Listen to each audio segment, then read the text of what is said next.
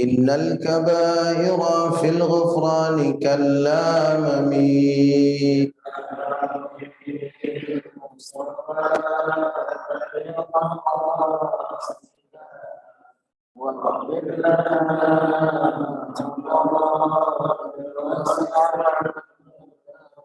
محمد سيد الكونين والثقلين والفريقين من عرب ومن عجم يا رب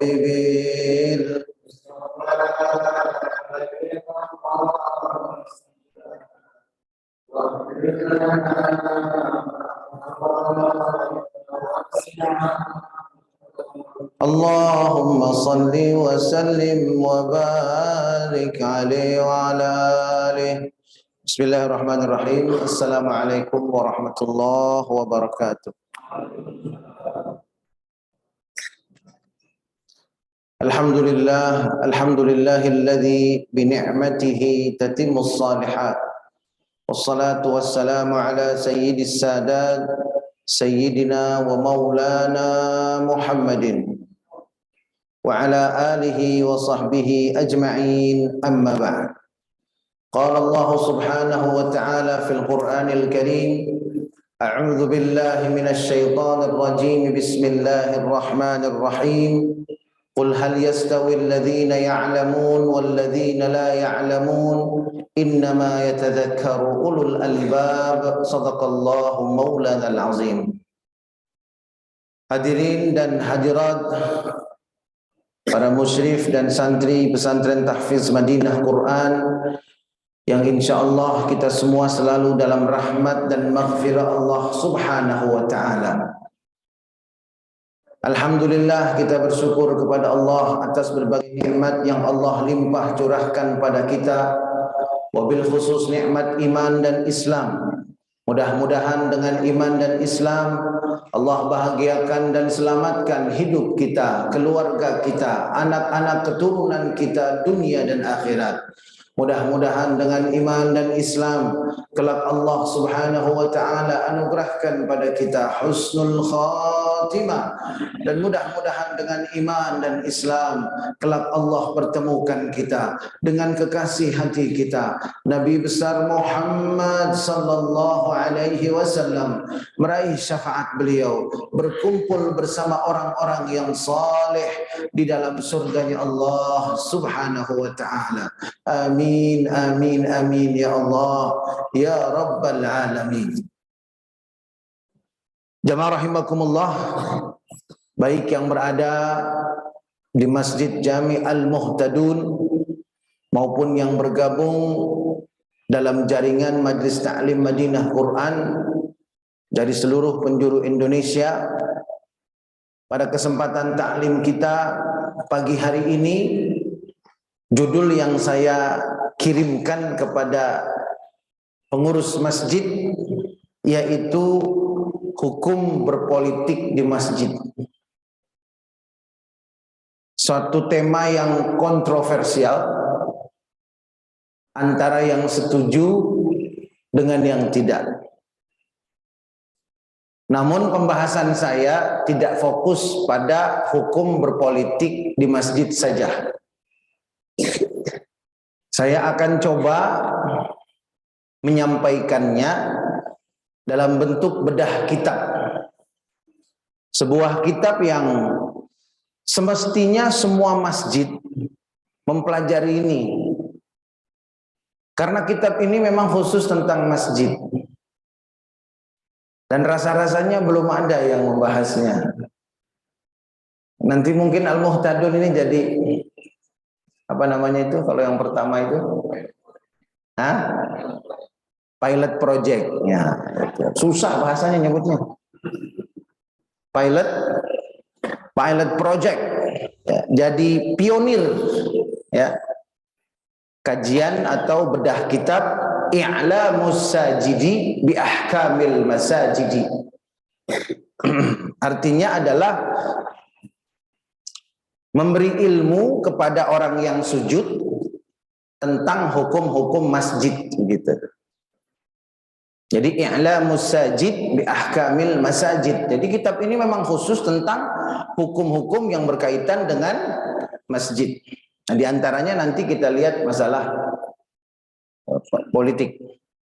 Dan kitab ini dikarang oleh Muhammad bin Abdullah Az-Zarkashi. Al-Imam Muhammad bin Abdullah Az-Zarkashi. Sekilas saya ingin beri gambaran kenapa kitab ini saya pilih. Karena Al-Imam Muhammad bin Abdullah Az-Zarkashi ini adalah alamun min ulama'is Syafi'i. Beliau adalah salah satu ulama bermadhab Imam Syafi'i yang terkemuka. Beliau mengarang berbagai kitab dalam berbagai bidang ilmu. Mulai dari hadis sampai dengan usulul fiqh. Jadi ulama seperti beliau sangat langka.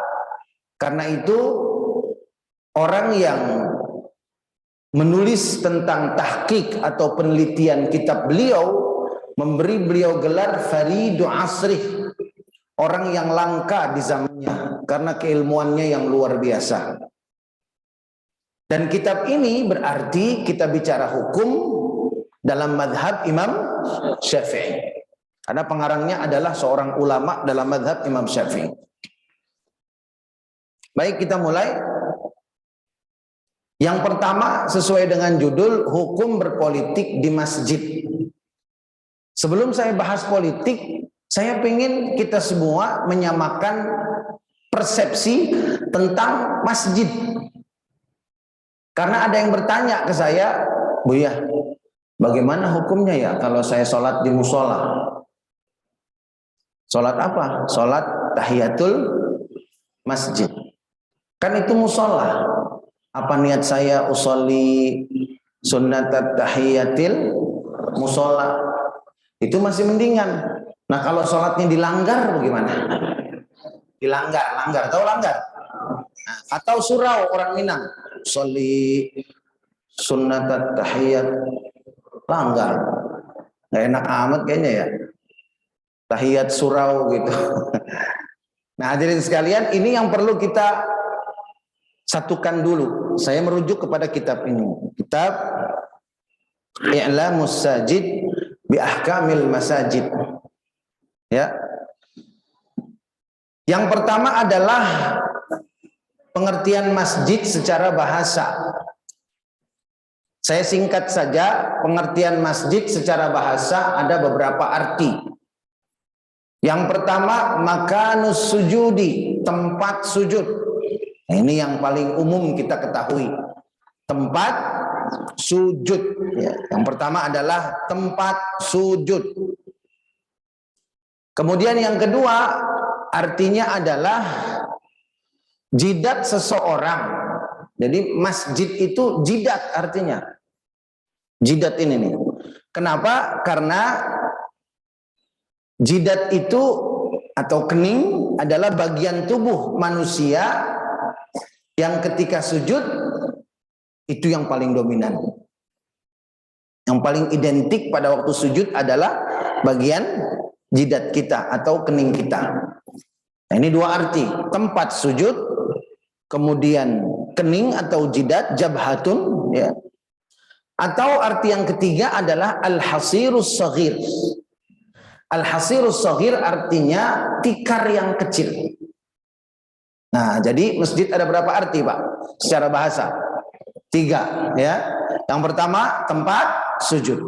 Yang kedua, jabhatun atau jidat. Yang ketiga, al-hasirus saghir, tikar yang kecil. Ini secara bahasa. Jadi secara bahasa saja sudah kelihatan bahwa masjid itu lebih cenderung maknanya ke sujud, gitu ya. Kenapa hadirin sekalian? Karena gerakan sholat yang paling mulia itu adalah sujud. Kemudian secara syar'i, masjid itu apa secara syar'i? Hadirin, dalam kitab I'lamus Sajid bi Ahkamil Masajid disebutkan, wa amma syar'an fa kullu mawdi'in minal ardi. Nah, ini hadirin. Secara syar'i, Masjid itu adalah bumi. Secara syar'i pengertian masjid adalah bumi. Mana dalilnya? Dalilnya adalah hadis Nabi besar Muhammad sallallahu alaihi wasallam, ju'ilat liyal ardu masjida. Dalam riwayat lain, ju'ilat liyal ardu masjidan wa tahura. Nabi mengatakan, di antara keistimewaan umatku, kata Nabi, Allah jadikan bumi ini untukku, satu sebagai masjid, dua tahura, tanahnya bisa dipakai bersuci. Kalau bumi sebagai masjid, nabi-nabi lain juga dikasih. Nabi Isa contohnya, ya. Nabi Isa, Nabi Musa, kalau sholat di mana tempat sholat, begitu. Terutama Nabi Isa nih, ya, di mana tempat beliau sholat.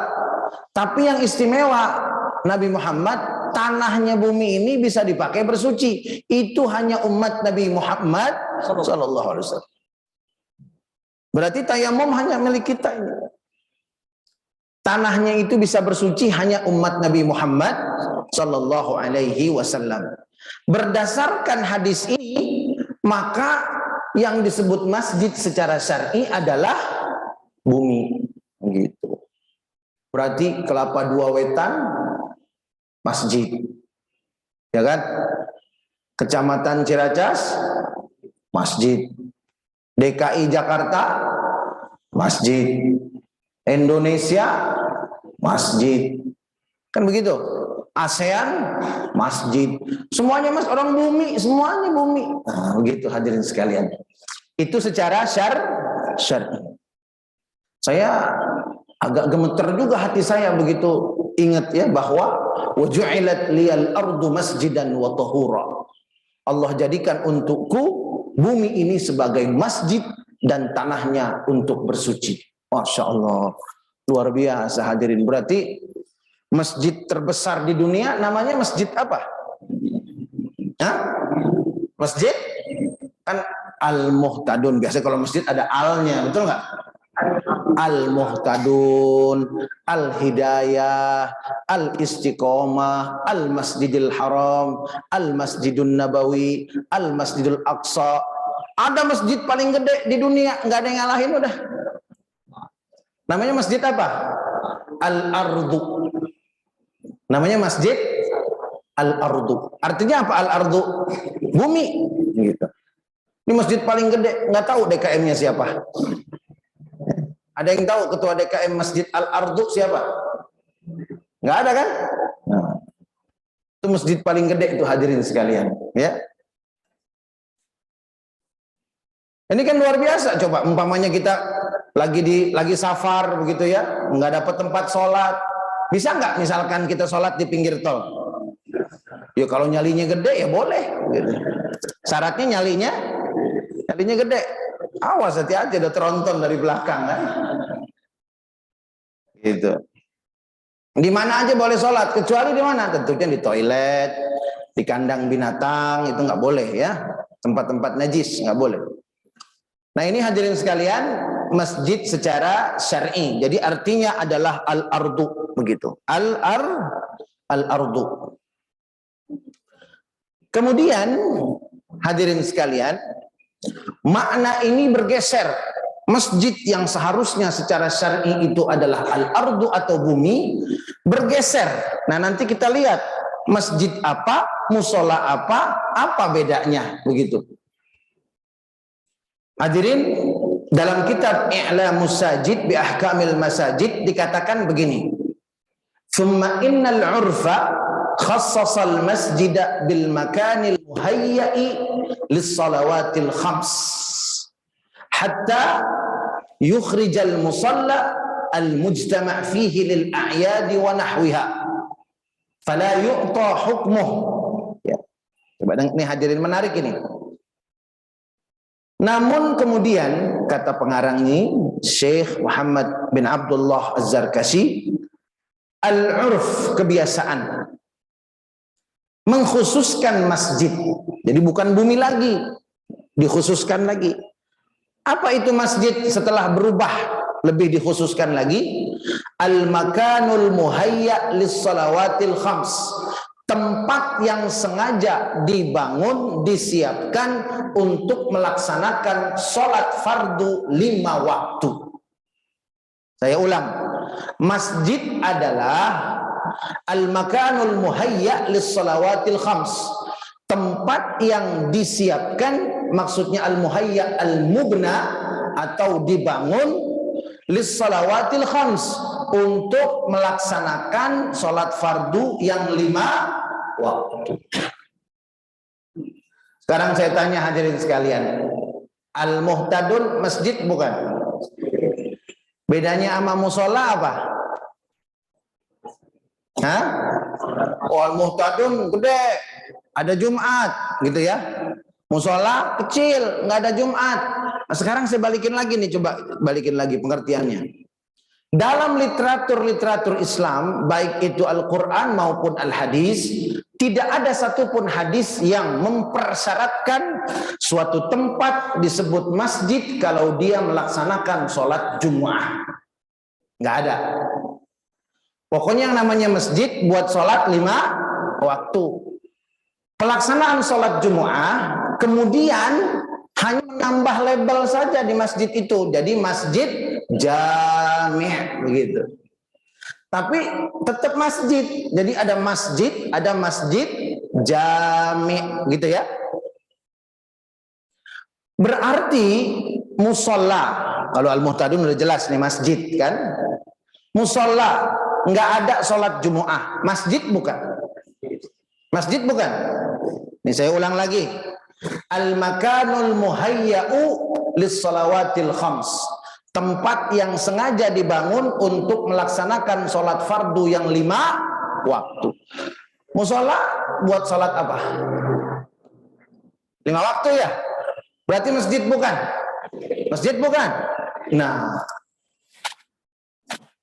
berarti musola di kita itu secara urf syar'i, secara syar'i, pengertian syar'i, setelah mengalami pengkhususan atau taksis, musola itu juga masjid, begitu. Berarti kalau masuk musola, sholat sunat tahiyatul masjid enggak? Ya, jangan ragu, langgar. Masjid bukan? Hah? Surau. Masjid bukan?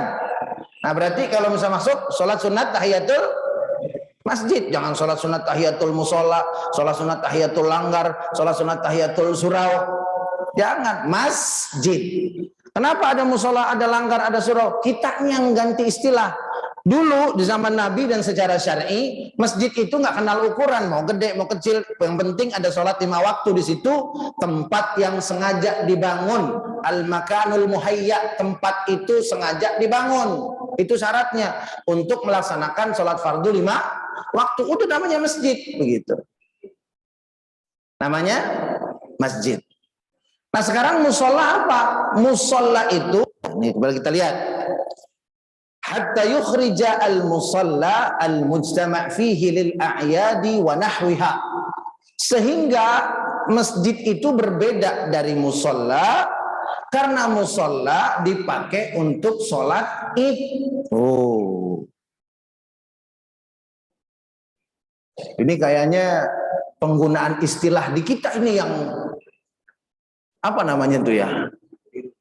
Ya, saya nggak bilang salah, namanya suka-suka Indonesia kan begitu ya. Suka-suka orang Indonesia. Cuma jangan sampai bingung, suka-suka sih suka-suka. Ntar masuk musola bingung, sholat sunat tahiyat enggak ya? Begitu. Ya. Hadirin, ternyata musola itu dalam urf syara bukan seperti yang kita bayangkan. Musola itu bukan masjid kecil yang nggak ada Jumat. Musola itu adalah tanah lapang, ardul fadha, tanah lapang lil a'yad, untuk pelaksanaan sholat dan sejenisnya. Saya pertegas lagi, kalau untuk sholat id tanah lapang berarti itu dibangun nggak? Tidak. Dikhususkan untuk sholat 5 waktu tidak? Tidak. Nah, itu perbedaannya. Jadi musola bisa lapangan.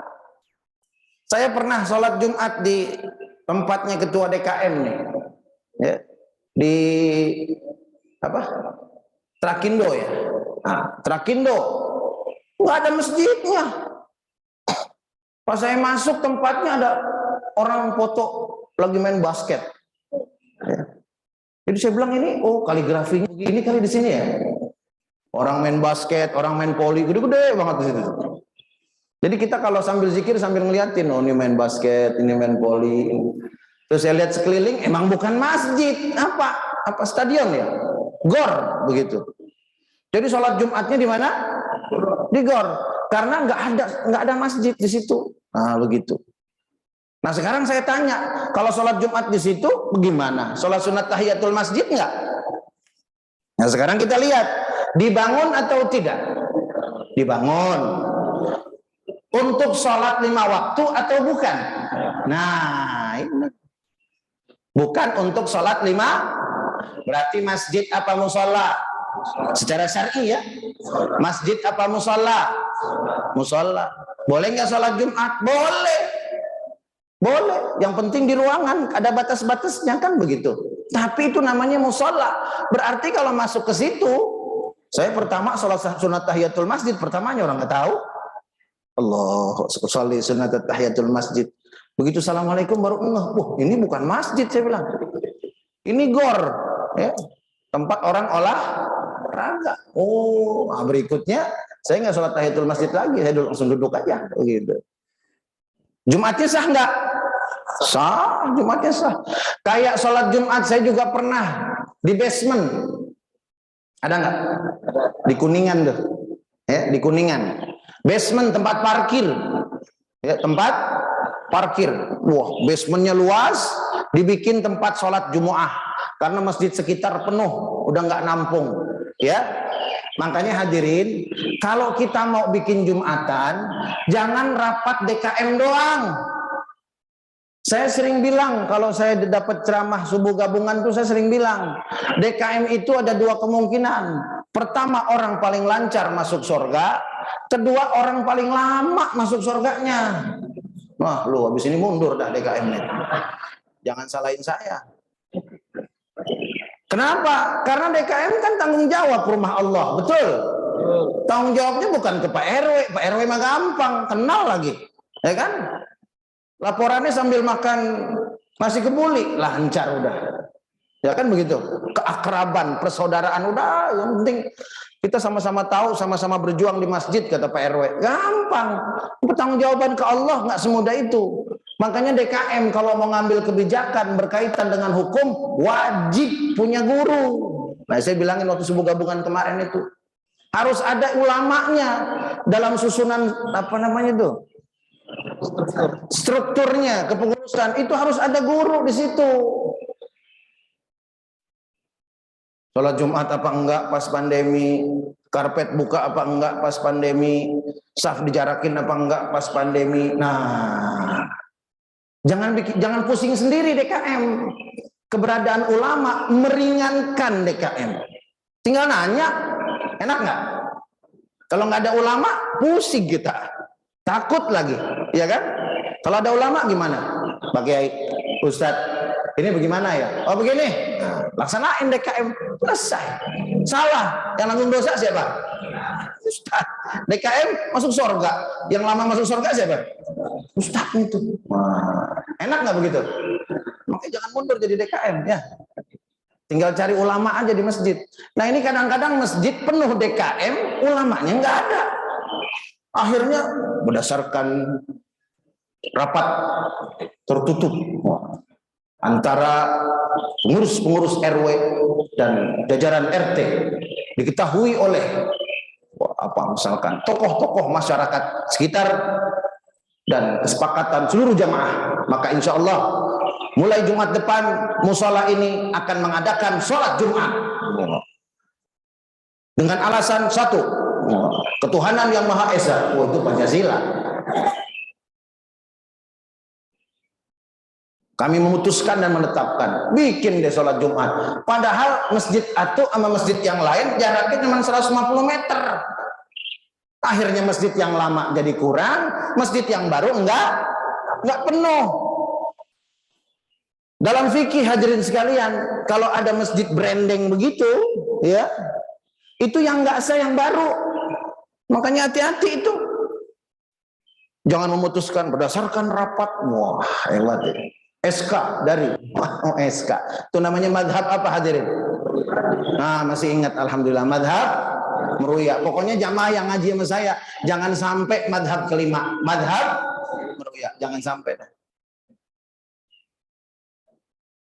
Dalam fikih dikatakan sebetulnya jarak masjid itu kalau dikonversi ta'addudul al-jumu'ah, ya, ta'addudul jumu'ah. Bab dalam fikih ada tuh ta'addudul jumu'ah. Jumatnya banyak gitu ya, bukan satu Jumat doang. Kalau di zaman Nabi kan Jumatan di Masjid Nabawi aja. Kalau zaman sekarang kan enggak gitu ya. Ada jaraknya sebetulnya. Jaraknya itu kalau kita konversi ke ukuran sekarang kurang lebih 1,7 km. Wah, ini gawat ini. 1,7 km. Itu jarak ideal. Tapi kalau masjid-masjidnya sudah penuh, sudah luber dan lain sebagainya, satu. Kedua, tidak merusak persatuan dan kesatuan. Maksudnya suaranya enggak tabrakan, ya. Suaranya enggak tabrakan. Jangan sampai masjid sini rukunya gara-gara imam sono. Bisa nggak kejadian? Lagi sholat zuhur. Masjid sini nggak pakai speaker luar, masjid sono pakai speaker luar. Allahu Akbar, Allahu Akbar. Sono mulai pakai speaker luar. Allahu Akbar, jamaahnya ngantuk. Ruku nih, Allahu Akbar. Imamnya masih diri aja. Sami Allahu liman hamidah, Rabbana lakal hamd. Nggak boleh begitu. Apalagi nggak ada koordinasi. Ya, hati-hati hadirin sekalian. Jadi kira-kira udah jelas belum nih? Masjid adalah al-makan al-muhayya lis-shalawatil khams. Jadi kalau basement itu mushola apa masjid? Basement buat sholat Jumat. Mushola apa masjid? Mushola. Kalau gor dipakai sholat Jumat, mushola apa masjid? Lapangan dipakai sholat Id, mushola apa masjid? Ada sholat sunat tahiyatul lapangan enggak? Sholat sunat tahiyatul gor nggak ada. Sholat sunat tahiyatul basement nggak ada. Jadi nggak usah sholat sunat tahiyatul masjid, nggak usah. Kalau qobliyah ba'diyah boleh? Boleh. Nah, ini hadirin sekalian. Kira-kira sampai sini udah paham belum? Masjid dan musola. Jadi musola yang kita kenal sekarang sebetulnya adalah masjid gitu. Cuman dibedain, masjidnya ada masjid biasa, ada masjid jami'. Ya, dan kalau udah masjid ya hukumnya hukum masjid. Di musola nggak boleh dagang, sama kayak di masjid. Jangan, oh ini kan musola Pak Kiai, bolehlah kita dagang. Akhirnya ustadznya promosi. Ya. Ini saya punya gamis bagus ini, jamaah yang pengen masuk surga, ayo beli. Yang nggak beli saya nggak jamin. Nah, kata siapa tuh? Kata ustadznya. Boleh cash, boleh kredit. Ya, kreditnya 3 kali, Senin, Selasa, Rebo, lunas, gitu. Boleh nggak tuh Pak? Dagang di musola? Dagang di musola boleh nggak? Nggak boleh, karena musola juga masjid. Ngumumin barang hilang di masjid boleh nggak? Telah ditemukan handphone. Itu nggak boleh ngumumin barang hilang di masjid, ya. Nggak boleh. Kalau mau di luar, mau teriak-teriak situ. Gitu. Nah ini hadirin sekalian, kenapa saya awali dengan ini? Karena hukum masjid itu tadi nggak boleh dagang, gitu ya. Salah satunya nggak boleh dagang. Kemudian nggak boleh ngumumin barang hilang. Karena apa? Itu semua lebih ke dunia, betul. Orang dagang nyari apa? Nyari apa orang dagang? Nyari untung, dunia tuh. Sekarang kita masuk ke politik. Masuk ke politik. Politik boleh nggak di masjid? Kira-kira aspirasi dari jamaah bagaimana? Boleh apa enggak berpolitik di masjid? Karena ada masjid yang alergi sama politik. Ustadz-ustadz yang ngomong politik langsung nggak diundang lagi. Ya. Ustadz-ustadz yang ngomong politik langsung nggak dikasih jadwal, kan begitu. Bahkan sebelum naik mimbar dipesan, Ustadz, kenapa? Tolong Ustadz, kenapa? Jangan ngomongin politik ya. Oh, ya gimana? Udah sih persiapan itu, kan gitu. Kesian ustadznya kan, harus ganti judul mendadak begitu. Dinyiapin politik Islam, misalkan begitu ya. Nggak boleh ngomong politik. Sebenarnya bagaimana sih, hadirin sekalian? Saya juga pengen menjelaskan, politik itu kan bukan bahasa syar'i. Politik itu kan istilah ya, istilah. Memang ada istilahnya dalam Islam itu namanya siasa, fiqhus siasa. Ya berarti ada dong di Islam, kan begitu, ya. Nah sekarang kita lihat dulu nih politik. Kita pakai istilah-istilah dulu deh. Wah ini kekecilan ini. Kita pakai istilah dari yang pertama saya ambil dari kamus Cambridge. Kamus apa Pak?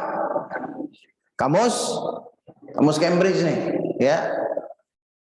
Nah, kamus Cambridge ini bilang yang namanya politik itu adalah adjektif. Adjektif itu apa? Sifat, kan gitu ya, politics. Sifat. Apa artinya? Artinya adalah wise and showing the ability to make the right decisions. Wah, ya kan? Wise and showing the ability to make the right decisions. Artinya apa Pak? Tahu nggak? Tahu. Bapak-bapak lebih hebat bahasa Inggris dari saya.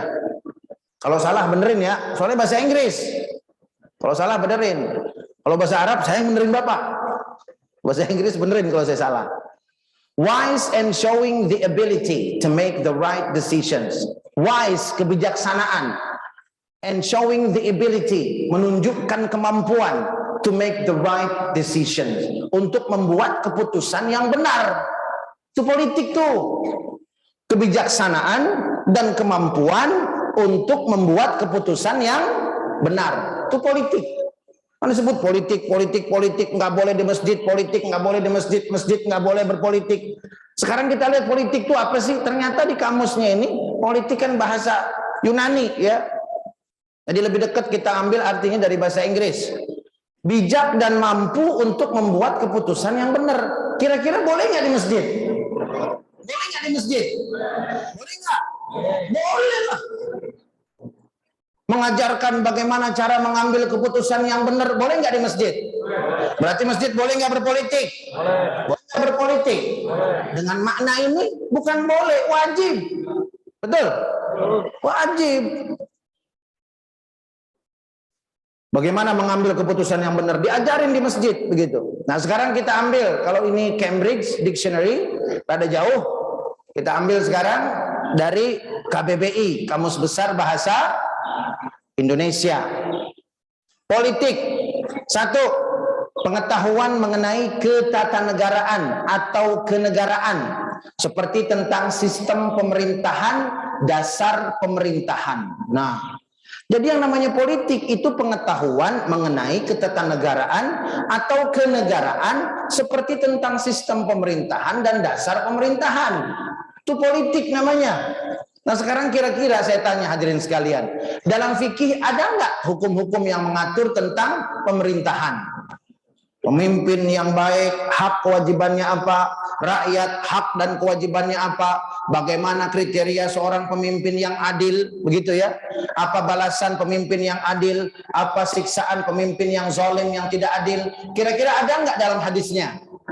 Ada nggak dalam Qur'annya? Berarti ini boleh nggak dijelaskan di masjid? Boleh apa enggak? Wajib. Jadi boleh nggak politik di masjid? Boleh nggak politik di masjid? Boleh. Jangan sampai masjid disebut politik langsung gatal-gatal. Masjid politik, gatal langsung. Kenapa gatal? Alergi. Ya, nggak boleh. Berarti kita membuang satu bab penting dalam syariat Islam. Bahkan tentang pemerintahan itu ada satu kitab khusus namanya Al-Ahkam As-Sultaniyah, hukum-hukum sultan begitu. Hukum-hukum pemimpin pemerintahan ada kitabnya. Itu ajarin di masjid. Berpolitik bukan? Berpolitik boleh enggak? Bukan boleh lagi. Orang ulama ngarang kitab begitu masa enggak boleh? Apalagi kita lihat di zaman Rasulullah. Di zaman Rasulullah hadirin sekalian, semuanya di mana? Di masjid. Semua di masjid. Gitu. Kemudian yang kedua, arti politik, segala urusan dan tindakan, kebijakan, siasat dan sebagainya mengenai pemerintahan negara atau terhadap negara lain. Dalam fikih ada namanya fiqhul harb atau fiqhul hurub wasilm. Dalam fikih ada fikih perang dan damai. Itu mengatur khusus hubungan antara satu daulah dengan daulah lain. Itu dalam fikih ada. Berarti boleh nggak diajar di masjid? Boleh nggak? Wajib. Makanya jangan ada lagi masjid yang alergi kalau ngomong politik. Cuma hadirin sekalian ini, ya, politik yang bagaimana yang nggak boleh. Jadi masjid nggak boleh alergi sama politik, nggak boleh, nggak boleh. Berarti dia menghapus syariat Islam itu. Dosa ya, nggak boleh ya. Nah sekarang yang nggak boleh bagaimana? Nah yang nggak boleh sekarang, kalau istilah sekarang itu low politik, bukan high politik. Jadi politik juga ada dua nih. Saya juga kata orang begitu. Kata orang aja ini mah ya, meruya. Ya kan? Meruya. High politik itu prinsip-prinsip politik. Ya kan? Mengajarkan tentang prinsip-prinsip politik, prinsip-prinsip bernegara. Itu boleh diajarkan di masjid, wajib. Tapi kalau low politik tingkat rendah nih. Apa tuh? Majang, umpamanya di mimbar sana. Majang calon anggota DPRD. Wah. Karena dijanjiin kalau dia menang, karpet diganti. Kalau kalah, karpetnya gulung lagi. Ada nggak yang begitu, Pak? Ya, sebelum kampanye karpet diganti, kalah, datang pick up ke masjid. Ngapain? Digulungin lagi karpetnya. Kenapa digulungin, Pak? Habis di sini kalah, nggak milih saya. Wah begitu. Nah kalau majang gambar orang boleh nggak? Nggak boleh. Di tiang nih diketaruh gambar partai. Sebelah sini warna kuning, sebelah sini warna biru, sebelah sono warna merah, sebelah sono warna hijau. Boleh nggak? Nah itu yang nggak boleh.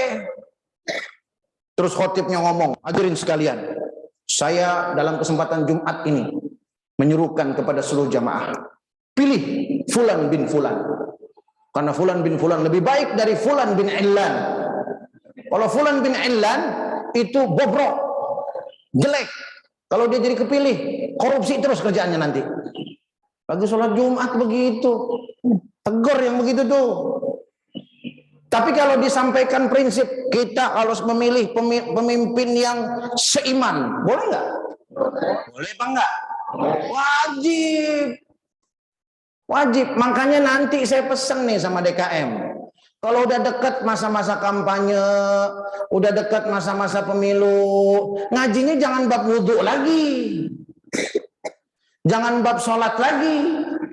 Ngajinya apa? Bagaimana memilih pemimpin yang adil? Bagaimana hak dan kewajiban rakyat? Nah, begitu hadirin ya. Kira-kira bisa nggak nih? Nanti tolong diingetin nih DKM Al-Muhtadun. Siap? Jamaahnya siap nggak? Kapan itu ada pemilu? 2000? Pak Kiai, masjid nggak boleh ngingetin pemilu. Kata siapa? Kan jamaahnya nyoblos semua, betul? Nah jangan sampai salah coblos, karena modelnya kan nyoblos di kita mah. Ya udah ikutin aja dah. Nyoblos di kita mah kan. Nah, masjid itu mengarahkan jamaah supaya jangan salah coblos, bukan dengan politik praktis, tapi politik yang high politik, yang tadi prinsip-prinsipnya. Prinsip-prinsipnya. Nah, jadi secara singkat karena waktu hadirin sekalian, ini saya mau sampaikan prinsip-prinsipnya ini. Yang nggak boleh di masjid. Ini saya ambil dari surat At-Taubah ayat 107-108 tentang masjid diror namanya. Masjid diror. Masjid diror itu masjid yang dikamuflase. Jadi kebaikan bisa dikamuflase. Bukan hanya masjid diror, ada umroh diror, ada wakaf diror, ada sedekah diror, ada sumbangan diror, begitu. Cuman di Quran disebutnya masjid diror. Apa ciri-ciri masjid diror? A'udzubillahi minasyaitonirrajim. Walladzina ittakhadhu masjidan dirara. Pertama, fungsi masjid diubah, bukan maslahat tapi diror, menyebabkan kemudaratan bagi agama Islam. Nggak boleh. Membahayakan akidah umat. Ya, bawa-bawa salib ke dalam masjid boleh nggak? Nggak boleh. Kemudian yang kedua, wa kufran. Kufran yang kedua nih, menyebabkan kekafiran. Loh, tadi tuh menyebabkan kekafiran, ya. Merusak akidah. Kalau diror membahayakan semuanya umat Islam, kemaslahatannya dibahayakan, diancam, terancam. Yang ketiga, wa tafriqan bainal mu'minin, menimbulkan perpecahan di antara orang beriman. Nah, ini nggak boleh. Menimbulkan perpecahan di antara orang beriman. Coba hadirin sekalian perhatikan bainal mu'minin. Kenapa nggak disebut bainal muslimin, tapi bainal mu'minin? Muslimin Islam, sholat tapi nggak ngerti dasarnya, wudhu tapi nggak ngerti ilmunya, begitu ya. Sedekah tapi nggak tahu hukum-hukumnya. Akhirnya suatu saat yang dianggap benar jadi salah, yang dianggap afdol padahal makruh. Kan bisa begitu. Kalau nggak ada ilmunya kita ibadah, ya. Nah, ini mukminin, bainal mukminin, perpecahan di antara orang beriman. Begitu. Ulamanya jadi pecah, ya, ulama yang istiqomah jadi pecah karena disogok, umpamanya dibayar, dijanjiin ini itu, uang triliunan, uang miliaran dijanjiin. Ya, kan saya pernah cerita, bisa jadi ada ulama ditawarin 100 juta haram, 200 juta haram, 500 juta haram, 2 miliar. 2 miliar, sebentar. Enggak, haram. 5 miliar. Wah, ini keringetan. Tuh gimana nih? 5 miliar bisa kebeli ini, bisa bangun pondok, ya kan? Nah, subhat. 15 miliar. Oh, halal tuh. Ada nggak yang begitu? Nah, di sini mudah-mudahan jangan sampai ada ya. Mau berapa aja nggak bisa dibeli. Yang keberapa tadi? Itu enggak. Diraran menyebabkan mudarat, kufran menyebabkan kekafiran, tafriqan bainal mu'minin memecah belah di antara orang-orang beriman, wa irsadan liman haraballaha wa rasulah. Ya. Wa irsadan liman haraballaha wa rasulahu min qabl. Dan jadi tempat irsad itu apa namanya? Mengintai. Tempat pengintaian bagi orang-orang yang memerangi Allah dan Rasulnya. Maksudnya jadi tempat musuh-musuh Allah begitu. Tapi ngumpetnya di mana? Di masjid. Nah ini. Masjid difungsikan bukan untuk membela Islam, malah justru untuk merusak persatuan umat. Nah ini namanya masjid diror. Makanya umroh juga ada umroh diror. Kalau tujuan umrohnya supaya dia berubah dari istiqomah jadi nurut. Ya, kayak binatang dicocok hidungnya begitu. Itu namanya umroh diror. Sumbangan diror, disumbang masjid, tapi tolong. Nah, gitu. Tolong ini titipan saya.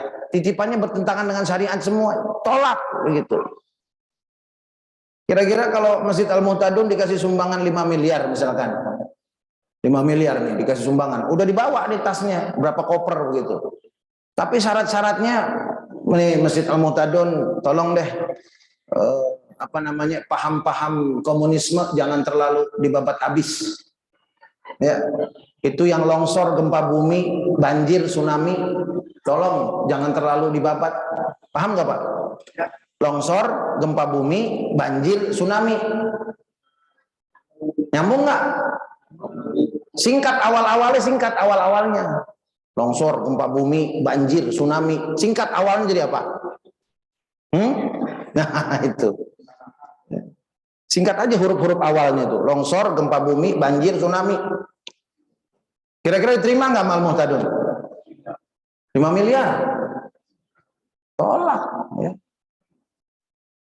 Nah, saya kira ini hadirin yang ingin saya sampaikan. Jadi kesimpulannya, masjid jangan alergi dengan politik. Tapi yang nggak boleh politik yang kita bilang politik praktis namanya ya. Nah, low politik. Yang boleh adalah high politik. Justru kewajiban masjid pada saat ada masyarakat harus memilih pemimpin, justru masyarakat wajib diselamatkan oleh masjid. Di saat-saat kritis begitu, seluruh masjid serempak. Pembahasannya adalah tentang bagaimana memilih pemimpin yang adil. Apa kriteria pemimpin yang adil? Bagaimana hukumnya money politik? Bagaimana hukumnya menerima money politik untuk memilih pemimpin yang zalim? Jelasin begitu. Apa akibatnya? Apa sanksinya? Fid dunya wal akhirah.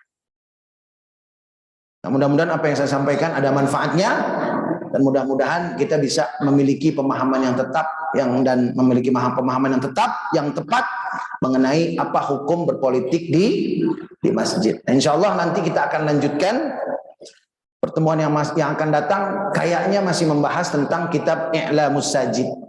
Karena ada hal-hal yang penting yang dibahas dalam kitab ini tentang berbagai hukum yang berkaitan dengan masjid. Mudah-mudahan ada manfaatnya. Sudah cukup ya? Nanya jawab, silakan. Silakan.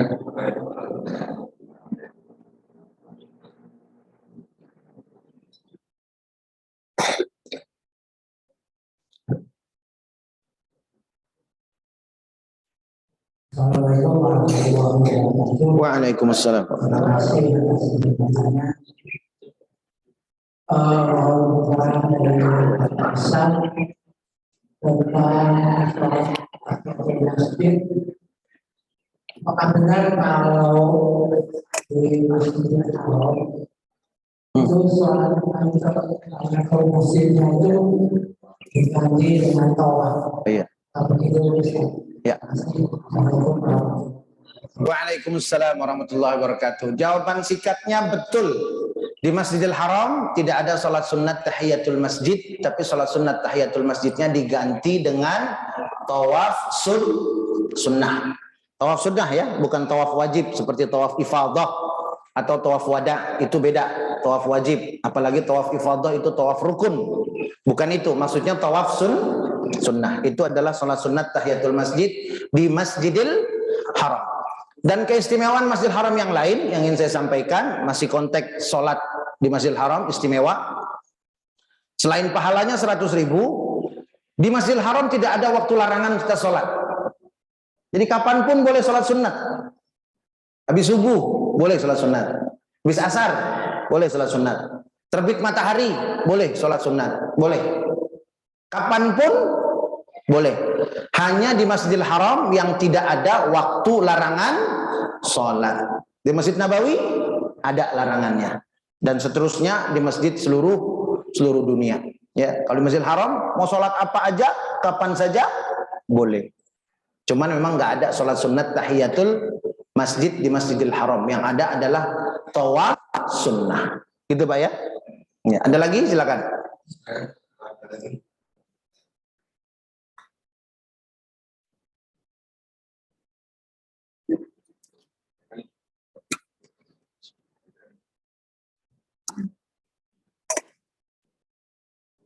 Alhamdulillah tadi sudah dijelaskan hukum berpolitik di masjid apa saja yang boleh dan tidak. Jadi dijelaskan yang boleh adalah barang politik, dan yang tidak adalah politik praktis. Jadi saya ingin mendetailkan pertanyaan. Bolehkah kalau daerah mengundang ustaz tapi politisi atau berceramah di masjid? Iya. Bolehkah masjid mengundang politisi untuk berceramah di masjid? Apalagi bawa sumbangan, ya kan? Bawa karpet, yang kalau nggak kepilih, ambil lagi. Baik, sekarang saya kembalikan jawabannya, bukan saya yang jawab. Jawabannya surat At-Taubah. Surat Jadi masjid itu harus tahu. Nah, masjid ini harus sensitif tentang masjid diror. Itu harus sensitif itu. Jangan sampai masjid nggak sadar jadi masjid diror, ya. Makanya semua DKM harus paham masjid diror kayak apa, kriterianya kayak apa, harus paham. Saya akan sebutkan lagi kriteria masjid yang dibenci Allah. Jadi hadirin, masjid ini dibakar sama Nabi. Dibakar. 3 orang sahabat diperintahkan Rasul, bakar katanya. Terus kata Rasul, setelah dibakar, pastikan runtuh semua. Setelah runtuh semua, jadikan tempat buang sampah dan pembuangan bangke, kata Nabi. Tuh. Coba hadirin. Ya. Masjid tuh. Tapi karena fungsinya masjid diror, Rasulullah memerintahkan dibakar, dan bekas bakarnya itu dijadikan tempat sampah dan tempat pembuangan bangke. Karena mencoreng nama baik masjid, ya. Nah, sekarang saya ulang lagi nih syaratnya. 1, masjid itu tidak membahayakan kemaslahatan umat. 2, masjid itu tidak merusak akidah umat. 3, masjid itu tidak memecah belah di antara orang beriman. Dan yang 4, masjid itu tidak dijadikan tempat berlindung atau bersembunyi musuh-musuh Allah. Bersembunyi itu bukan ngumpet di tempat mimbar, bukan. Ya. Cuman karena saya ini, walaupun saya bukan muslim, tapi saya sudah membangun 1000 masjid. Karena itu tolong pilih saya. Nah, itu ngumpet di belakang masjid nggak? Bersembunyi nggak di belakang masjid tuh? Iya begitu. Nah, sekarang DKM mau ngundang politisi. Kira-kira membahayakan kemaslahatan umat nggak? Coba Pak. Bahaya nggak? Hah? Coba jawab Pak. Bahaya nggak? Bahaya. Nah kalau bahaya udah jangan diundang, udah selesai. Jelas? Jelas? Baik, itu yang jawabnya bahaya Pak Kiai. Udah jangan diundang politisi. Gitu ya.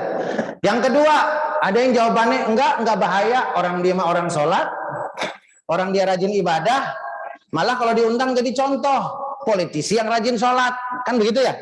Nah, kalau begitu undang enggak? Entar dulu, masih ada syarat yang lain. Yang kedua, merusak akidah enggak? Enggak. Nah, masuk nih syarat yang 2 nih.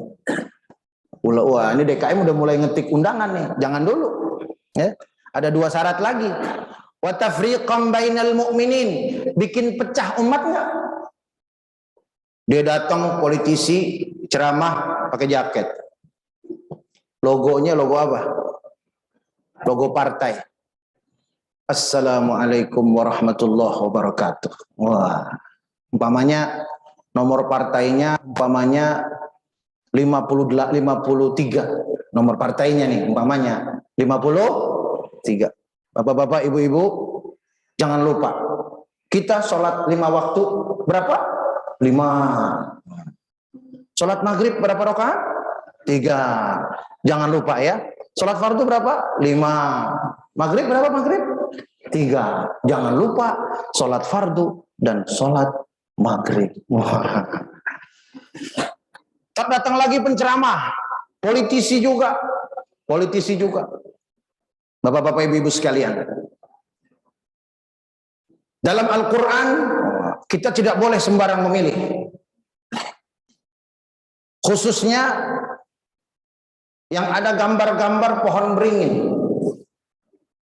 Karena dalam Al-Quran disebutkan bahwa Nabi Adam dilarang untuk mendekati pohon beringin. Wala taqraba disebutkan dalam Quran surah Al-Baqarah, wala taqraba hadhihi syajarata fatakuna minaz zalimin. Sehingga berdasarkan ayat ini, saya tidak menjelek-jelekan partai lain, saya tidak merendahkan partai lain, saya saling menghormati dan menghargai. Biasanya begitu orang kita ngomongnya. Kayak ibu-ibu misalkan bapak-bapak. Maaf ya Bu ya, saya bukan ngomongin orang nih, bukan. Aduh maaf deh, saya udah ngaji. Ngomongin orang tuh sama kayak makan bangke. Enggak, saya nggak ngomongin orang niatnya. Kenapa sih Jeng? Itu tahu nggak Bu, ibu yang ono itu kenanya sama saya kredit belum lunas sampai sekarang. Ya Allah, gibah nggak itu? Ngomongin orang nggak tuh? Pak maaf Pak ya, saya sih niatnya bukan ngejelek-jelekin orang nih Pak, maafnya 10 kali, tapi isinya ngejelekin orang, sama nggak? Sama, begitu modelnya. Saya bukan ngejelekin partai lain, tapi dalam Al-Quran kita nggak boleh milih partai yang berlambang pohon beringin. Ini jelas, wala taqrabah hadhihi syajarah. Hai Adam dan Hawa, jangan kau dekati pohon ini. Kalau kamu dekati pohon ini, kalian berdua jadi orang-orang zalim. Makanya Bapak Ibu sekalian, di tempat yang mulia ini, wah begitu ngomong. Saya mengajak agar tidak memilih apapun yang berlambang pohon beringin. Pohon beringin dari mana tafsirnya? Di Quran kan cuma as-syajarah. As-syajarah artinya apa Pak? Pohon. Nah beringinnya dari mana coba? Dipakai yang begitu-begitu. Nah kalau begini tafriqan bainal mu'minin enggak? Bikin pecah belah enggak? Bikin pecah belah enggak? Makanya yang selamat nih, yang selamat, saya sarankan. Kalau jauh musim kampanye nggak apa-apa, ya. Tapi saya kasih syarat, ya Pak, jangan bawa-bawa partai kalau ngomong. Masih jauh musim kampanye, ya nggak apa-apa kita undang, apalagi dia bisa ngasih contoh baik, betul. Tapi kalau deket-deket, udah jangan. Soalnya kita sholat aja bisa salah persepsi, ya kan? Ntar saya ngajarin sholat misalkan. Bapak Ibu, dalam mazhab Imam Syafi'i, sedekap itu ada 3 macam. Yang pertama, sedekap memegang ar-rasghu seperti ini. Aman. Ini dekat musim kampanye nih. Ada nomor 1, nomor 2, nomor 3, begitu ya. Nomor 1 Fulan, nomor 2 Enlan, nomor 3 siapa lagi? Bilan misalkan. Ya, ajarin begini. Saya ngajarin sholat, nggak ada niat kampanye. Yang ketiga itu tangan letakkan jempol di rasghu, jari-jari di sa'id. Jelas? Yang ketiga begini Bu. Letakkan 2 jari. Wah, ini Pak Kiai kampanye. Padahal ngajarin. Yang ketiga nih begini, yang 2 pegang rasghu, yang 2 lagi taruh di sini. Jadi begini. Wah, Pak Kiai berpolitik. Kan begitu tuh. Ya. Nah makanya saran saya begitu, daripada nanti tafriqan bainal mu'minin, kalau lagi musim-musimnya kenceng-kencengnya mendingan ngundang kiai aja ngejelasin bagaimana nih hukum-hukumnya nih. Nah begitu ya, memilih yang benar, berpolitik yang benar, amanah, siksanya apa, azabnya apa, begitu. Kalau masih jauh-jauh boleh nggak? Kayak sekarang-sekarang nih, boleh nggak?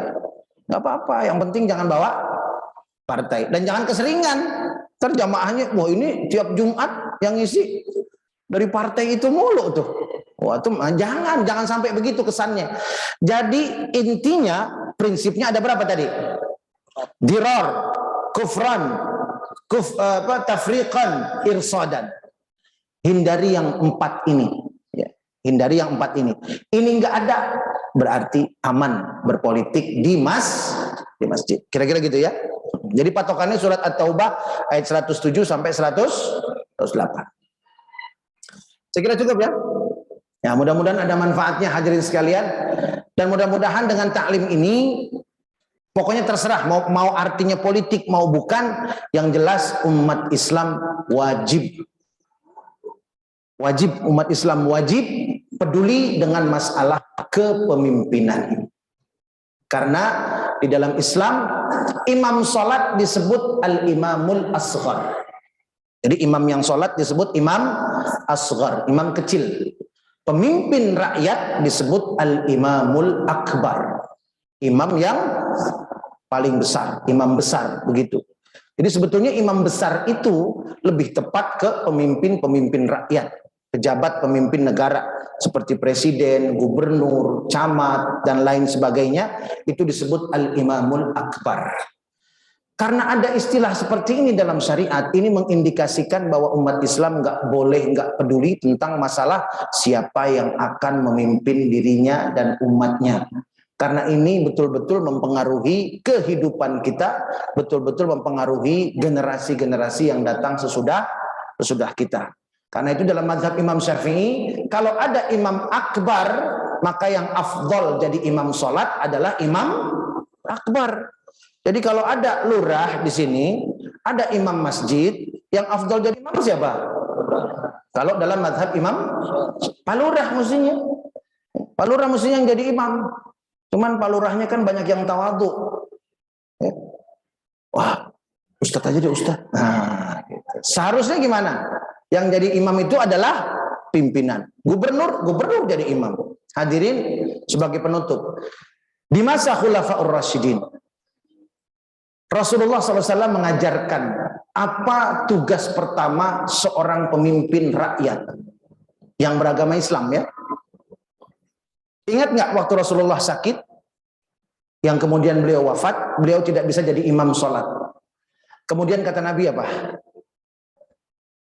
Perintahkan Abu Bakar untuk memimpin sholat. Itu isyarat dari Rasulullah. Setelah Rasulullah meninggal, Abu Bakar jadi khalifah, penerus Nabi. Tugas pertama yang diberi Rasulullah kepada Abu Bakar apa tadi? Jadi imam sholat. Makanya dalam Islam, tugas pertama seorang presiden, seorang gubernur, seorang camat, seorang lurah, ya, pimpinan-pimpinan negara, itu tugas pertamanya adalah memimpin rakyatnya menunaikan sholat 5 waktu. Dan ini dibuktikan oleh Sayyidina Umar bin Khattab. Sayyidina Umar bin Khattab waktu itu sholat Isya. Masjid waktu itu masih agak gelap. Sholat Isya pasca jatuhnya atau kalahnya kerajaan kekaisaran Persia. Ya. Pada waktu pertempuran Qadisiyah di Irak. Itu yang mengutus ekspedisi tentaranya adalah Sayyidina Umar bin Khattab. Karena kalah kekaisaran Persia yang sudah berdiri ribuan tahun, ada satu yang sakit hati, orang Majusi, orang Persinya sakit hati, namanya Abu Lu'lu' al-Majus. Dia menyelinap ke saf orang sholat. Kemudian begitu Sayyidina Umar sholat rakaat kedua, kalau rakaat pertama masih ada yang datang, takut dia tertangkap. Begitu rakaat kedua, semua orang udah sholat, di situ dia pada saat Sayyidina Umar lagi diri, lagi baca ayat, ini Abu Lu'lu' al-Majus sudah menyiapkan pisau belati yang sudah diracuni, ya, racunnya mematikan, kemudian menikam Sayyidina Umar. Dan di dalam sirah disebutkan secara detail cara menikamnya itu ditusuk perutnya, kemudian digerakkan ke kiri, ke kanan, ke atas, ke bawah. Jadi betul-betul dirobek perut Sayyidina Umar itu. Nah, sahabat kemudian melihat itu, menangkap Abu Lu'lu' al-Majus. Karena nggak punya senjata, akhirnya 11 sahabat syahid pada waktu itu. Menangkap Abu Lu'lu' al-Majus, ya, ada 11 sahabat. Tapi akhirnya berhasil ditangkap.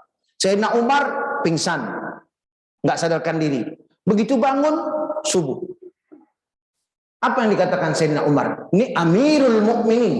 Amirul Mukminin. Ketika perutnya dirobek begitu. Begitu siuman, apa kata Sayyidina Umar? Asallan nas, gitu. Itu pertama yang keluar dari mulut Sayyidina Umar. Asallan nas, asallan nas, gitu. Artinya apa? Rakyatku udah sholat belum? Rakyatku udah sholat belum? Rakyatku udah sholat belum? Begitu. Terus nanya begitu. Pertama kali beliau sadar setelah beliau ditikam oleh Abu Lu'lu' al-Majus. Akhirnya sahabat bilang, "Shallaina ya Amirul Mukminin." Kami sudah sholat subuh wahai Amirul Mukminin. Baru diem, baru tenang. Itu tugas pokok seorang pemimpin. Insya Allah mudah-mudahan kita dikasih pemimpin yang begitu. Yang penting rakyatnya juga istiqomah, ya. Mudah-mudahan Allah Subhanahu wa taala jaga Indonesia, lindungi Indonesia, dan negeri yang kita cintai ini menjadi negeri yang diberkahi oleh Allah Subhanahu wa taala. Pemimpin-pemimpin kita diberi hidayah oleh Allah Subhanahu wa taala, dan mudah-mudahan kita istiqomah berpegang pada prinsip hidup kita ala manhaj ahlus sunnah wal jamaah sampai akhir hayat kita. Bismillahirrahmanirrahim. Alhamdulillahirabbil alamin. Allahumma shalli ala sayidina Muhammad wa ala ali sayidina Muhammad. Allahumma la tada' lana fi majlisina hadza dzamban illa ghafartah. Ya Allah, ya Rabbana, ampuni dosa-dosa kami ya Allah yang hadir di majlis ini. Wala aiban illa satartah. Ya Allah, aib-aib masa lalu kami ya Allah. Aib-aib masa lalu kami ya Allah, tutup dan ampuni dunia dan akhirat. Wala maridan illa syafaitah. Yang sakit berikan kesembuhan. Wala dainan illa qadaitah. Yang masih berhutang mampukan untuk melunasi hutang-hutangnya. Wala hajatan min hawaijid dunya wal akhirah illa qadaitaha wa yassartaha ya Allah ya Rabbal alamin. Yang memiliki rencana ya Allah, mudahkan urusannya untuk kemaslahatannya dunia dan akhirat. Rabbana hab lana min azwajina wa dhurriyyatina qurrata a'yun waj'alna lil muttaqina imama. Rabbana ighfir lana wa liwalidayna warhamhuma kama rabbayana shighara. Rabbana atina fid dunya hasanah wa wa fil akhirati hasanatan wa qina adzabannar. Wa sallallahu ala sayyidina wa maulana Muhammadin wa ala alihi wa sahbihi wa sallam. Walhamdulillahi rabbil alamin. Subhanakallahumma wa bihamdika ashhadu an la ilaha illa anta astaghfiruka wa atubu ilaik. Billahi taufiq wal hidayah. Wassalamu alaikum warahmatullahi wabarakatuh.